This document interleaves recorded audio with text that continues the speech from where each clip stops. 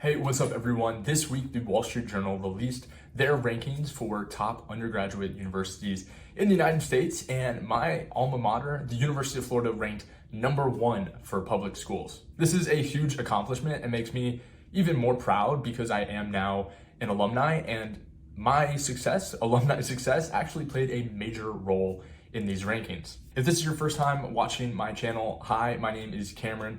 I graduated from the University of Florida in April of 2022, which means I started in the fall of 2018, which feels so long ago. Now I am living and working here in New York City. And over the years, I have made plenty of videos about my life on campus at the University of Florida and now the transition into the professional world. And that is why I am just so excited by these rankings. Not only is this fantastic for me, obviously it's fantastic for everybody, but it's so good for the school. Obviously, it's great to have that clout over your friends who went to Florida State and to repost on your Instagram story, but this plays such a major role in applying for jobs after graduation. I think that this will bolster UF really in terms of the national prestige that I feel it's been missing out on. Like I said, I live here in New York City now. I work in investment banking, and honestly, no one really knows how good UF is. I think within Florida, it definitely is a bit of a bubble. Everyone there knows and understands how great it is, but you kind of leave the southeastern United States and people just know it as an SEC football school. So I'm really hoping that this ranking can legitimize a lot of the success that UF has had, just to make the journey from UF to New York City or LA or some of these other places that aren't super affiliated with UF just a little bit easier. And I do understand this is the #1 public school, but I think that is still fantastic, especially when you consider some of the other names on the list. But in addition to that #1 public school ranking, the Wall Street Journal also ranked UF as the number 15 school in the nation overall. This is what is the most remarkable to me, just because public school is public school. You know, I love public school. I grew up in public school.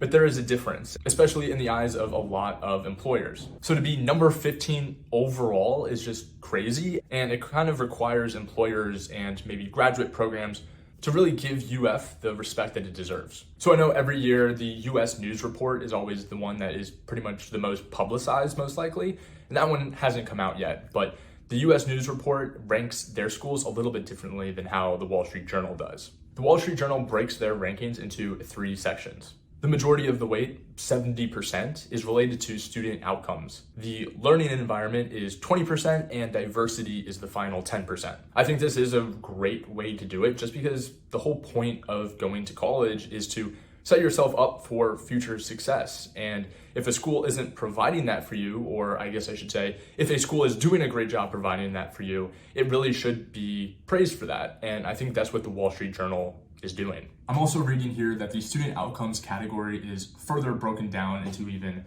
smaller sections. So that 70% number is really an accumulation of 3 other sections. And the first one is salary impact versus similar college. That takes up 33% of that ranking. Next up is years to pay off net price of tuition, and that is at 17%. And finally, graduation rate versus similar college accounts for 20%. Also, I mentioned that diversity accounted for 10%. So that was also broken down into opportunities to interact with students from different backgrounds at 5%, ethnic diversity, 1.5%, inclusion of students with lower family earnings, 1.5%, inclusion of students with disabilities, 1%, and finally, international diversity, also at 1%. So like I said, this is a bit of a different scaling than the US News and World Report uses, but that doesn't really mean it's better or worse. It's just what their preference is. And like I said a million times already, it's just really exciting, and I can't help but feel that I kind of played a role in this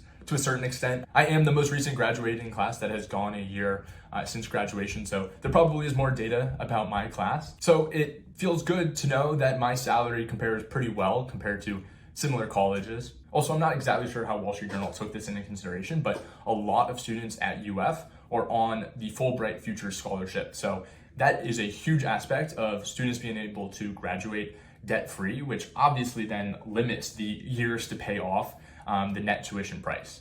I know I myself was able to graduate debt-free, as well as honestly most of my friends and most of the people I knew who came from in-state. This is a huge reason of why UF has progressed the way it has in recent years, just because it does such a good job of retaining that Florida in-state talent.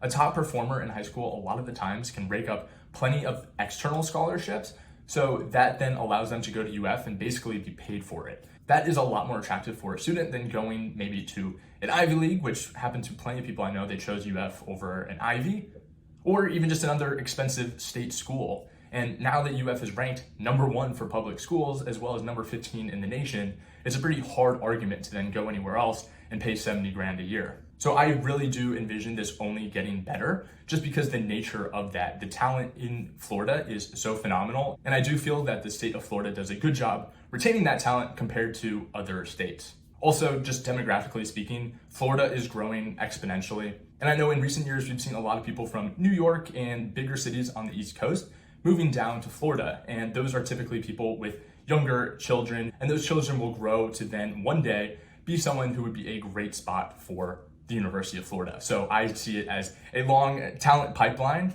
And I think it is just such a smart play by not just the state of Florida, but the University of Florida to be doing all that it's doing. So yeah, those are my thoughts on my alma mater, the University of Florida, becoming the number 1 public school in the nation. As you can tell, I have a good amount of pride about this. I know when I first joined UF, I think we were number 8 in the nation in terms of public schools, and every single year I was on campus, we continue to improve. And so just to see where we are now a year after graduation, is just so fantastic. And I am so proud of everyone at UF, so proud of the administrators at UF, the amazing faculty that they have there. I could not be a more proud Gator alum, I guess, other than the football team. But anyway, that's gonna wrap up the video. I really appreciate you listening to my thoughts, to my ramblings. And if you want to see more videos just like this, definitely subscribe to this YouTube channel, because I post 2 new videos every single week. As always, if you have any questions at all, feel free to reach out to me on Instagram at Galbraith, connect with me on LinkedIn, and I will see you in the next video.